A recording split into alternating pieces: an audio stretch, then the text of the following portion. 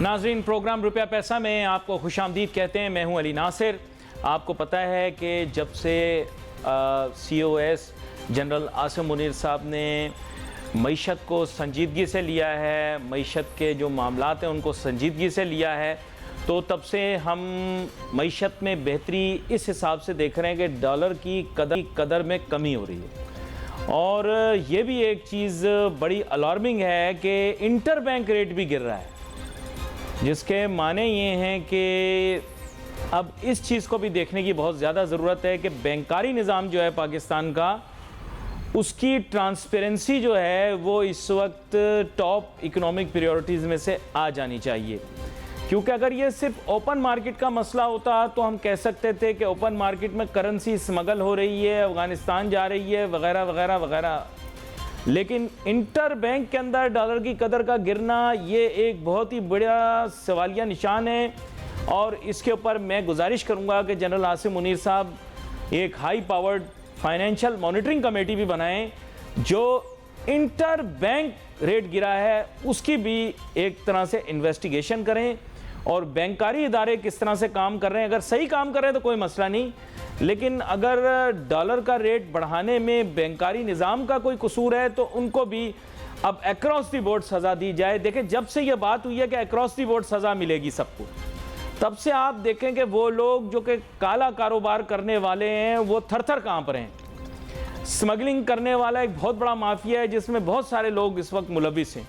उनके नामों की लिस्टें भी अब एयरपोर्टों पर पहुंचा दी गई हैं, उनकी टांगें कांप रही हैं और वो परेशान हुए हैं कि अब हम क्या करें।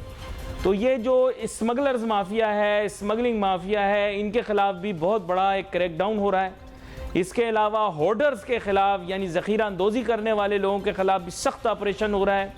जल्दी नाजरीन आप देखेंगे कि करप्शन के खिलाफ भी बड़ी एक संजीदा किस्म की मुहिम चलेगी और वो लोग जो कि करप्शन की कामों में लगे रहे हैं पिछले 15 साल, उन सब की भी अब शामत आने वाली है। नहीं, मैं क्लियर कट आपको बात बता रहा हूँ, मजाक नहीं कर रहा हूँ। करप्ट एलिमेंट्स जो हैं इस मुल्क के, उनके खिलाफ बड़ी सख्त कार्रवाई होने वाली है, क्योंकि एहतसाब पिछले 15 साल से मजमूई तौर पर नहीं हुआ।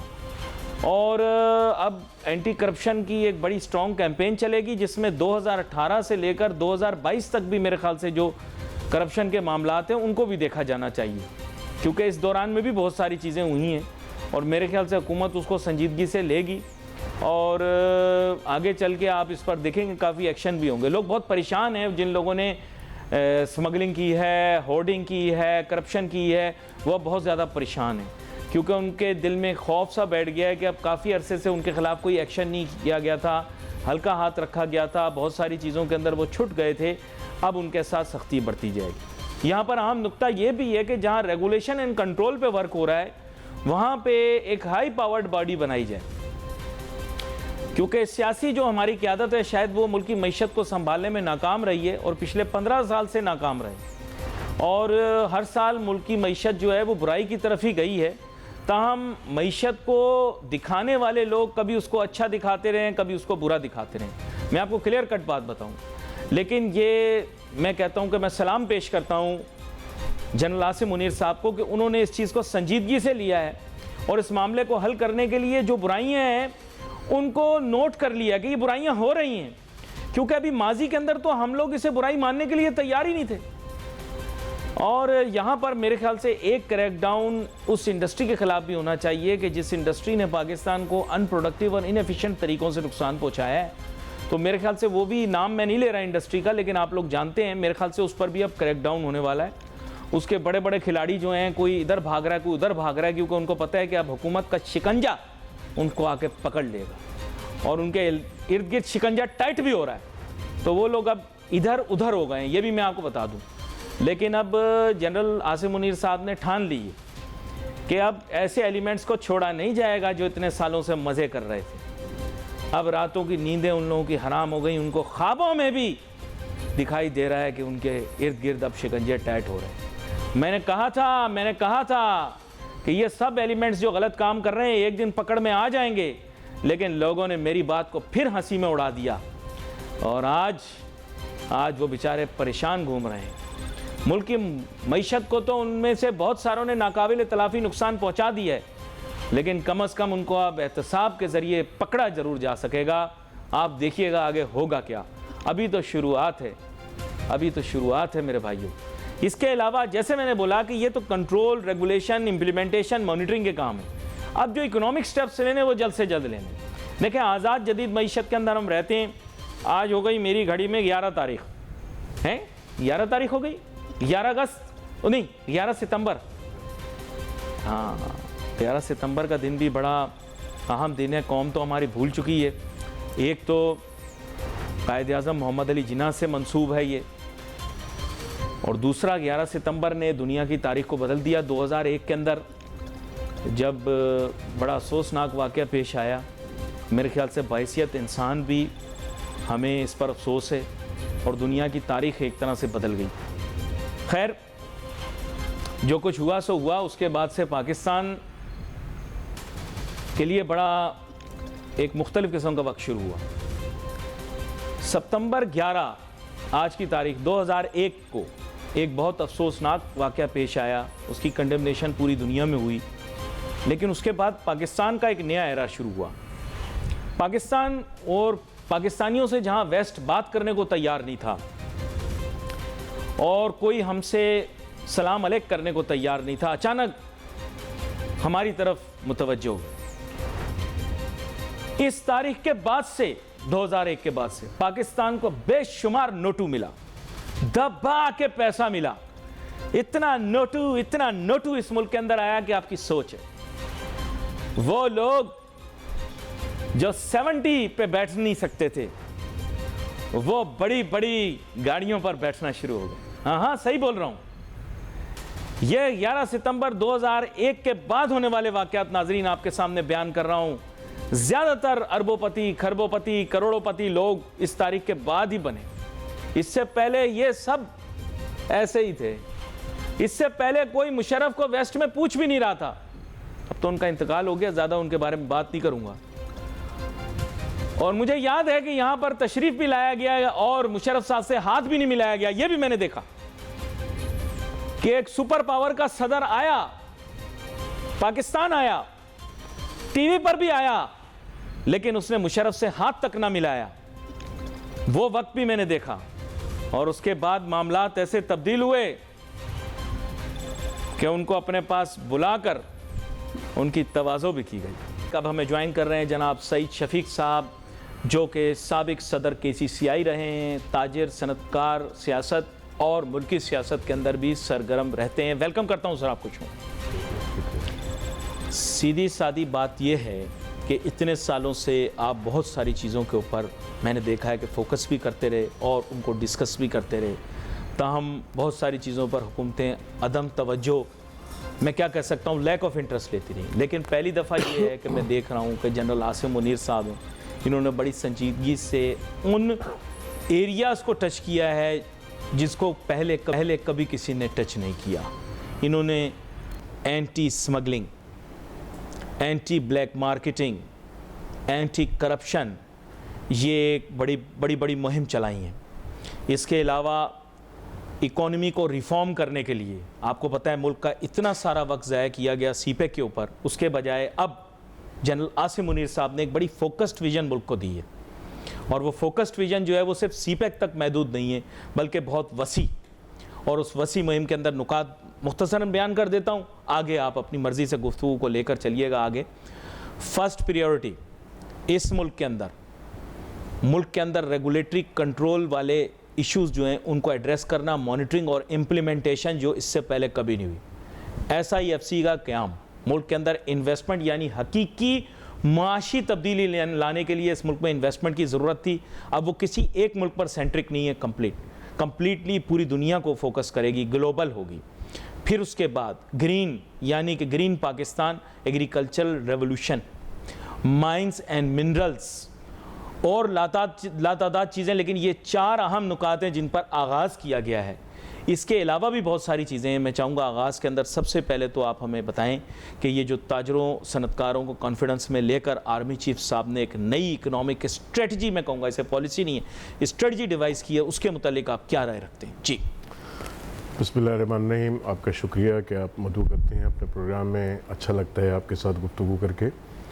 देखिए, 3-4 चीज़ें हैं, बेसिक चीज़ें, और हम कई दफ़ा इन चीज़ों को आपके प्रोग्राम में आके डिस्कस करते रहे हैं, और अच्छा लगता है कि जब हमारी आवाज़ इक़्तिदार के ऐवानों तक पहुंचती है और वो आवाज़ जब रिफ़्लेक्ट होती है और अमली शक्ल इख्तियार करती है, तो दिल को तस्कीन इसलिए मिलती है कि पेट्रियाटिज़म जितना दूसरा नज़र आता है, इतना हमारे दिलों को भी तकलीफ़ होती है जब अगर हमारे मुल्क को तकलीफ़ होती है। तो अगर हम इस हवाले से कोई राय रखते हैं और उस राय पर कोई रद्द-ए-अमल सामने आता है तो हमें भी अच्छा महसूस होता है। आप बहैसियत एक आम पाकिस्तानी आप बताएं कि अगर आपके मुल्क में कोई इदारा मुनज़्ज़म है तो वो कौन सा इदारा है जिसको आप कह सकते हैं कि बाकायदा एक मुनज़्ज़म इदारा है? पाक फौज मुनज़्ज़म इदारा है, ठीक है ना? तो मौसर भी है, मौसर इदारा है, मुनज़्ज़म इदारा है।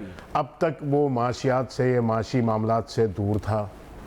पहली दफ़ा ऐसा हुआ कि उसने माशी मामलात में आपके जो है वो इन्वॉल्वमेंट उसकी हुई और उसने अपना अमल दखल जो था वो उसमें उसका आया। और दूसरी बात यह है कि जब आप की आमदनी अगर जो है वो कम हो जाए तो आपका सबसे पहला रद्द-ए-अमल अपनी ज़ात के हवाले से क्या होता है कि आप अपने अखराजात में कटौती करते हैं। अगर आपकी आमदनी नहीं बढ़ती तो 100 रुपये हैं आपके, अगर 100 रुपये से आपकी जेब में 50 रुपये कर दिए गए तो आप अपने अखराजात को कम से कम, अगर आपकी आमदनी नहीं बढ़ रही है तो आप भी अपने अखराजात को कम से कम 50 रुपये पर तो लेकर आएंगे, अगर नहीं बढ़ रहे तो। जी, कर्ज आपको मिल नहीं रहा, ठीक है ना, दुनिया में देख लिया आपके हालात क्या हैं। तो हमने इन चीज़ों पर अमल नहीं किया था। अब आपने देखा कि हवाला हुंडी के ऊपर सबसे पहले मैं बहुत चीखता रहा आपके प्रोग्राम में आके, बहुत करता रहा कि देखें आपकी सबसे बड़ी सोर्स ऑफ इनकम जो है वो आपका ओवरसीज़ पाकिस्तानी है इस वक्त, और उसके भेजे हुए पैसे जो हैं वो एक ग्रे चैनल से आते हैं यहाँ पे, और उसमें आपका क्योंकि बड़ा हिस्सा जो है वो इलिटरेट यानी मज़दूर तबका जो है आपका यहाँ से गया हुआ है। और माइग्रेट तो बहुत सारों ने किया हुआ है, मगर कुछ लोग ऐसे हैं जो हमेशा के लिए चले गए पाकिस्तान से, वो पाकिस्तानी मेडिसिन नहीं बेचते, वो अपना ख़ानदान पूरे लेके चले गए, वहीं कमाते हैं, वहीं खाते हैं, वहीं सब कुछ करते हैं, उनके पैसे पाकिस्तान नहीं आते। जो अपनी फैमिली छोड़ के यहाँ से गए वो ज़्यादातर तादाद में मजदूर तबका है, और उसको 5 रुपये, 2 रुपये, 4 रुपये डॉलर ज़्यादा मिलेगा और घर पे पैसे मिल जाएंगे। तो उसको ये इतनी समझ और इतना शऊर नहीं है, माफ़ी चाहता हूँ, कि वो बेचारा ये सोचे कि मुझे अगर मैं बैंकिंग चैनल को इस्तेमाल करूँगा तो इससे मेरे मुल्क को और कौम को क्या फ़ायदा होगा, और ये मैं ग्रे चैनल इस्तेमाल करूँगा तो इससे क्या फ़ायदा होगा। कहता है यार मेरा खान भाई है, मेरे से इधर से पैसे ले जाता है और ये उधर जाके मेरे घर पे दे देता है। एक मुश्किल सवाल करूंगा, आप जब ये खत्म यार, आप सुन लिया करें बात पूरी, फिर आप 10 सवाल पूछे, मुझे उस पर कोई इतराज़ नहीं है। तो उस मासूम को ये मालूम ही नहीं है कि इस चैनल को इस्तेमाल करने से होता क्या है।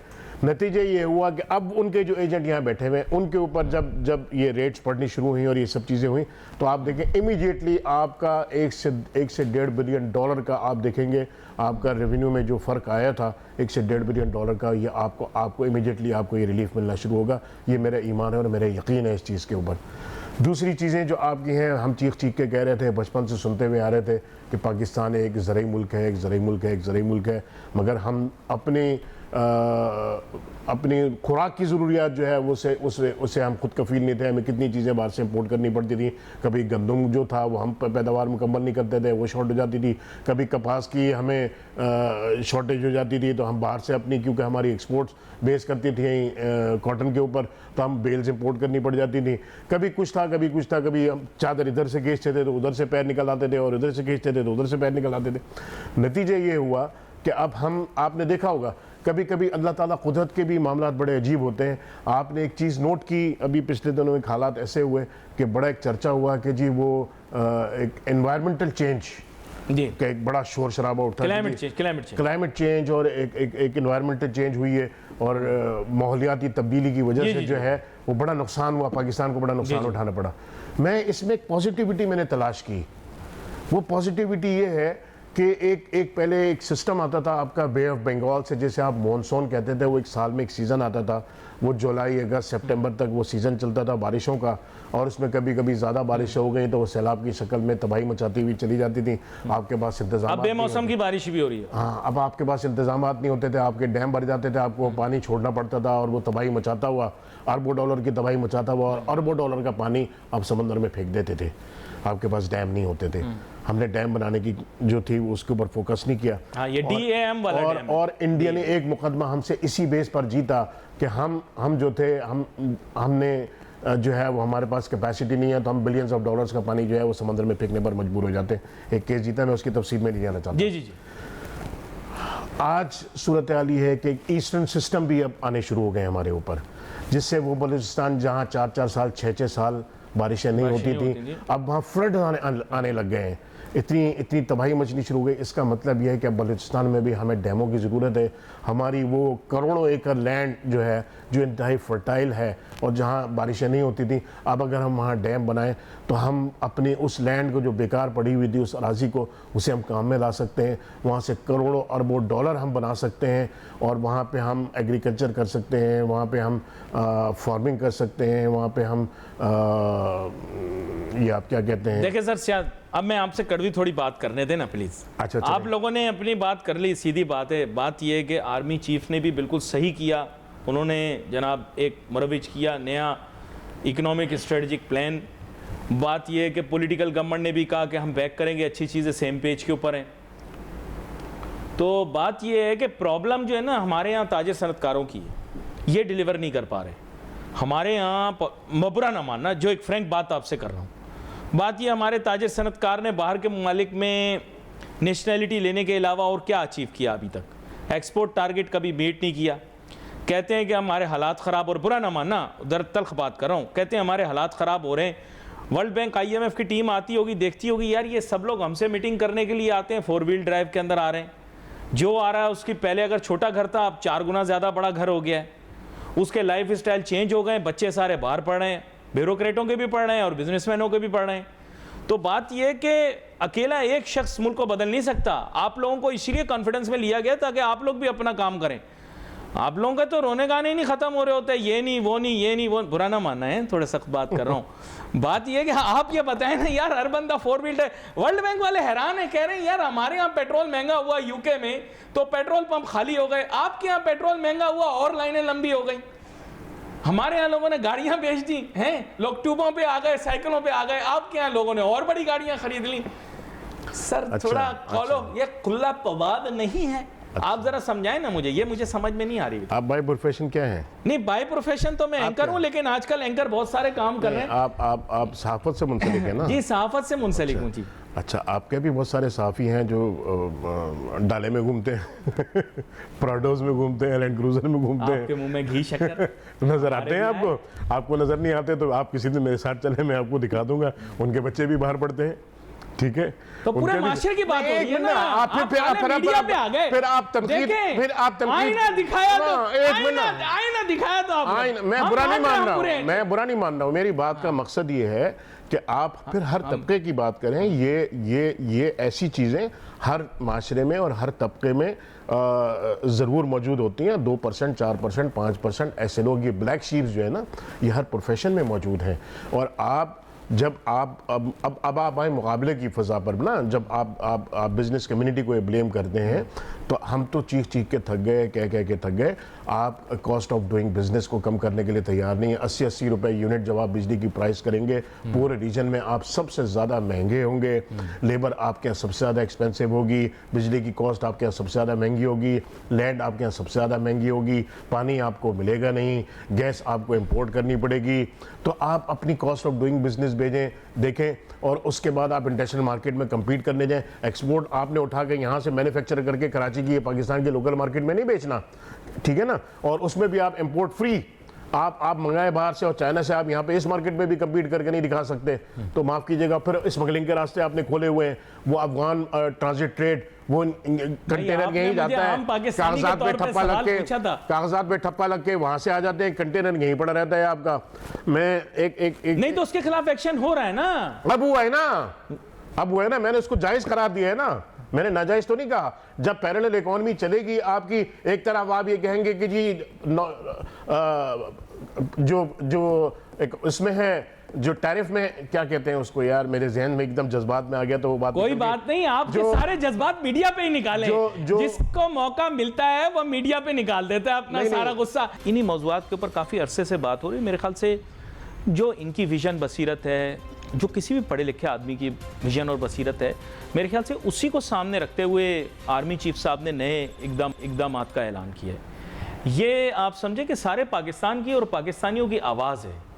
खाली बात यह कि पहले ये चीज़ इस तरह से हाईलाइट नहीं हो रही थी, सारी दुनिया जानती, और काफ़ी मरतबा इनके साथ मैंने प्रोग्राम भी किया। अब तो धीमे मिजाज के हो गए, पहले तो बड़े सख्त मिजाज हुआ करते थे। सईद शफीक साहब, वो एंग्री यंग मैन का इन पे आता था इन्फ्लुएंस। अब ये कि अब एंग्री नहीं रहे, यंग मैन तो हैं, लेकिन ये कि साहब अब मैले हो गए। लेकिन ये पाकिस्तानियों की आवाज़ है जिस पर अमल हो रहा है, पाकिस्तानियों की सोच है जिस पर अमल हो रहा है। तकलीफ एक अंदर से होती थी कि काश ये ठीक हो जाए तो मैं कुछ अपनी ज़िंदगी में देख लूँ कि अपना पाकिस्तान जो है वो कुछ शायद कुछ। भाई देखें, अफगान ट्रांजिट ट्रेड की बात आपने यहीं पे बैठ के की, अफगान ट्रांजिट ट्रेड की बात की। अच्छा, मैं आपको कह रहा हूँ 2 पैरेलल सिस्टम आप क्या चल रहे हैं, एक फाइलर सिस्टम चल रहा है, एक नॉन फाइलर सिस्टम चल रहा है। आपने बहुत ये किया आपने हमारे। ये क्या तरीक़ेकार है कि आप खुद कानून उसको जो है वो जो है एक रास्ता दे रहे हैं कि आप फाइलर हैं तो आपके लिए ये कानून है, आप नॉन फाइलर हैं तो आपके लिए ये कानून नहीं, लेकिन ताजिर सनतकारों के कुछ सेक्टर जो है आपने उनको रिलीफ दिया हुआ है। नहीं, नए प्रपोजल को आप मानते हैं जो ताजिर सनतकारों ने नया प्रपोजल दिया कि ये आईडी कार्ड है, यही हमारा जो है मेन आइडेंटिफिकेशन डॉक्यूमेंट है और यही हमारा टैक्सेशन डॉक्यूमेंट है,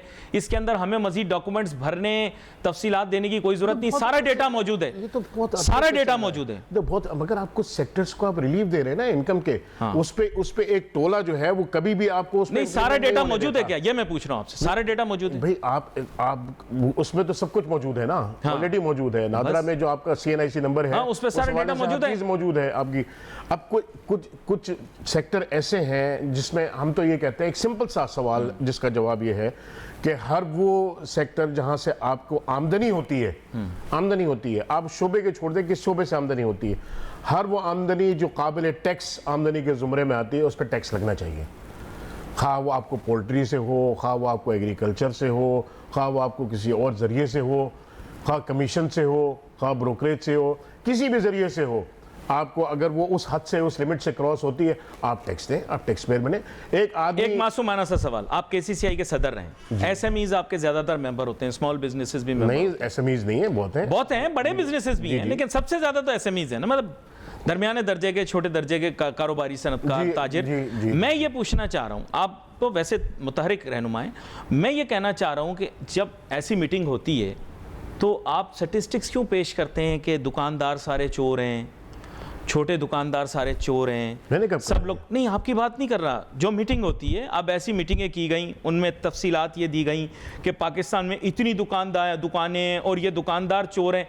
सर, ये बात करने वाली नहीं, इस हाई लेवल मीटिंग के ऊपर एक दूसरे के मुखालिफ बयान देने के बजाय ना एक दूसरे के साथ बयान देने चाहिए। ये टैक्स चोर है, वो टैक्स चोर है, ये टैक्स चोर कहने वाली बात। कराची चैम्बर ने कभी इस तरह की बात नहीं करी। ये आपकी बात ही नहीं कर रहा कराची चैम्बर। ये वो आप उन ग्रुप्स की बात कर रहे हैं, हाँ, जो वहां जाके मुलाकात करते हैं, तो क्या मुलाकात करते हैं। इनमें बहुत सारे ऐसे ग्रुप्स हैं जो अपनी लीडरशिप के लिए वहां पे आपस में निचले उसमें जाके और तबकात में मुख्तलिफ ग्रुपों में तकसीम हो गए हैं, और अपनी लीडरशिप के लिए जो बहुत सारे टैक्स पेयर ही नहीं है, ये टैक्स में रजिस्टर्ड ही नहीं है।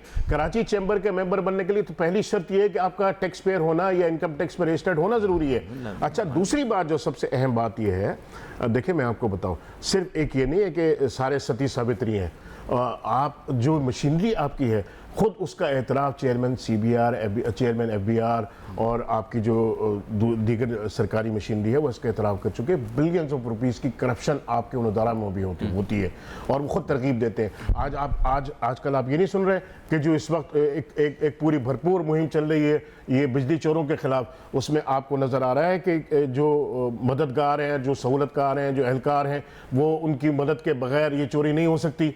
क्या आप ये खबरों में आजकल नहीं सुन रहे? ये बड़ा अहम नुक्ता है, लेकिन मुझे बताया जा रहा है कि वक्त कम है। ये इसी नुक्ते पर अगले तो इसी तरह ये टैक्स चोरी के अंदर भी जो है ना, जो टैक्स चोरी होती है, इसी में भी ये एहलकार मददगार होते हैं। आप अपनी उस मशीनरी को भी ठीक कर लीजिए तो इंशाल्लाह ये सब चीज़ें भी ख़त्म हो जाएंगी।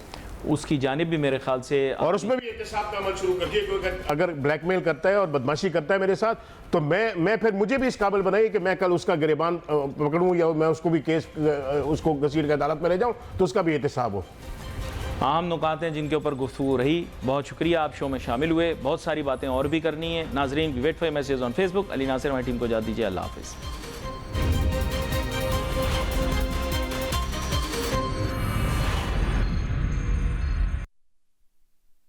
मेरी पहचान है मेरे चुपते सवाल। दिखाऊंगा आईना तो बुरा मत मानिएगा। होगा हर छोटी बड़ी खबर पर तबसरा, पूछूंगा सबसे सख्त सवाल। हक वो सच है, मेरी आवाज, इस आवाज को दबाना नहीं, बहा ले जाऊंगा हर रुकावट, क्योंकि मैं बहता सैलाब हूँ। देखिए अब तक डॉक्टर दानिश के साथ। आशूब चश्म मर्ज एक से दूसरे शख्स में मुंतकिल होता है। मुतासरा शख्स अपना तौलिया, तकिया और साबुन न लग रखे ताकि ये मर्ज दूसरों में मुंतकिल ना हो।